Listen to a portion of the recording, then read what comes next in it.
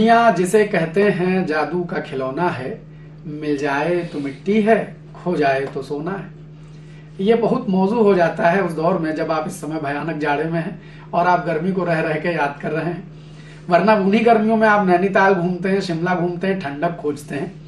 तब मैं कहता हूं कि अहमियत गर्मियों की कम न होवे, बहारों में ये जाड़ा इसलिए है। अहमियत गर्मियों की कम न होवे, बहारों में ये जाड़ा इसलिए है। और हमारी याद से पीछा न छूटे, हमारी याद से पीछा न छूटे, तुम्हें हमने बिगाड़ा इसलिए है। तो साहब, जाड़ा भी आता है तो बिगाड़ के रखता है, गर्मी भी आती है बिगाड़ के रखती है। लेकिन हम तो कविता वाले, हम कविता की बात करेंगे और आपको बताना चाहते हैं कि कविता है क्या। बहुत सारे लोगों ने अलग अलग ढंग से परिभाषित किया है। एक मुक्तक में मैंने स्वयं कविता को परिभाषित किया, वह परिभाषा आपके सम्मुख रखता हूं, आपको भी अच्छे लगे तो। कि सियाही मन की कागज पर बिखर जाए तो कविता है। सियाही मन की कागज पर बिखर जाए तो कविता है, और जिगर फौलाद पानी सा लहर जाए तो कविता है।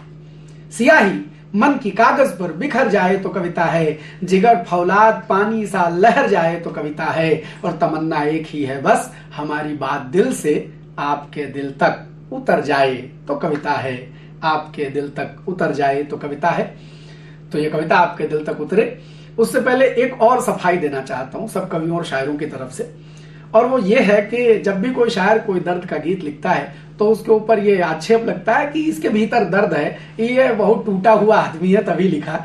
मैं आपसे कहना चाहता हूं कि हर शायर जरूरी नहीं कि वो अपना दर्द लिखे, उसको पूरी दुनिया के दर्द को महसूस करने की शिद्दत होती है, तब वो कविता लिख पाता है।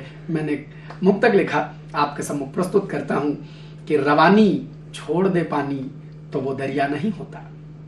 रवानी छोड़ दे पानी तो वो दरिया नहीं होता, कभी उल्फत का मारा दर्द की दौलत नहीं खोता। हाँ, उल्फत मोहब्बत है, छठी में, सातवीं में, आठवीं में, नवीं में, 12वीं में जब लगे तब से कांटा आदमी सहेज के रख लेता है। तो रवानी छोड़ दे पानी तो वो दरिया नहीं होता, कभी उल्फत का मारा दर्द की दौलत नहीं खोता। और न जाने कितनी आहें दफन होती एक सीने में, न जाने कितनी आहें दफन होती एक सीने में। ये शायर सिर्फ अपनी आंख के आंसू नहीं रोता, ये शायर सिर्फ अपनी आंख के आंसू नहीं रोता। तो इस शायर का एक गीत आप तक पहुंचे, इसकी भूमिका में मैंने ये बातें अब तक कही थी। आइए मैं गीत को आपकी तरफ ले चलता हूं और इस गीत के माध्यम से आपको बताना चाहता हूं कि जब आप दो जने, वैसे मैं आपको बताना चाहता हूं दुनिया भर ने विवाहितों पर या पत्नियों पर बड़े सारे मजाक बनाए हैं, मैं इसके जस्ट उलट कहना चाहता हूं कि पत्नी जीवन में हो तो सब उलट जाता है। तो जो अभी अविवाहित हैं वो इसको सहेज के रख लें, बाद में सुना देंगे, और जो विवाहित हैं वो अभी भी सुना के इससे काम चला सकते हैं। कविता आपके सम्मुख है कि सूना होता है घर तुम बिन, मैं भी सूना हो जाता हूं। सूना होता है घर तुम बिन, मैं भी सूना हो जाता हूं। पत्नी ना हो तो घर का हाल जो होता है उस भाव को समर्पित कि सूना होता है घर तुम बिन, मैं भी सूना हो जाता हूं। और खिड़की नहीं खोलता कोई और रसोई चुप रहती है। खिड़की नहीं खोलता कोई और रसोई चुप रहती है। तुम रहती हो तो दीवारें हंसती अब गुमसुम रहती। खिड़की नहीं खोलता कोई और रसोई चुप रहती है।